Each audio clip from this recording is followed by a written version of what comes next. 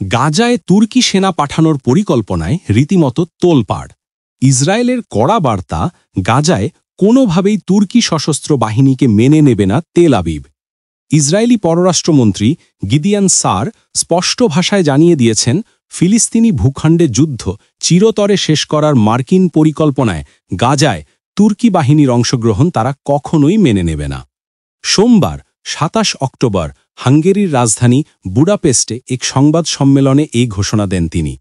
মার্কিন president Donald ট্রাম্পের উদ্যোগে গাজায় একটি আন্তর্জাতিক বাহিনী গঠনের পরিকল্পনা রয়েছে, যার কাজ হবে চলমান যুদ্ধবিরতি টিকিয়ে রাখা। কিন্তু প্রশ্ন রয়ে গেছে, কোন দেশগুলো সৈন্য পাঠাতে রাজি? গিদিয়ান সার বলেন, যে দেশগুলো এই আন্তর্জাতিক বাহিনীতে যোগ দিতে চায় তাদের অন্তত ইসরায়েলের প্রতি ন্যায্য আচরণ করা উচিত। তিনি আরও যোগ করেন, তুরস্কের president Recep Tayyip Erdogan Israel বিরোধী মনোভাব পোষণ করেন, তাই তুর্কি বাহিনীকে গাজায় প্রবেশের অনুমতি দেওয়া হবে না, এটা একদমই অযৌক্তিক এবং অগ্রহণযোগ্য। এরই মধ্যে ট্রাম্প প্রশাসন গাজায় মার্কিন সেনা পাঠানোর সম্ভাবনাও নাকচ করে দিয়েছে। অন্যদিকে নেতানিয়াহু স্পষ্ট জানিয়ে দিয়েছেন, তুর্কি বাহিনীর যে কোনো ভূমিকার তীব্র বিরোধিতা করবেন তিনি।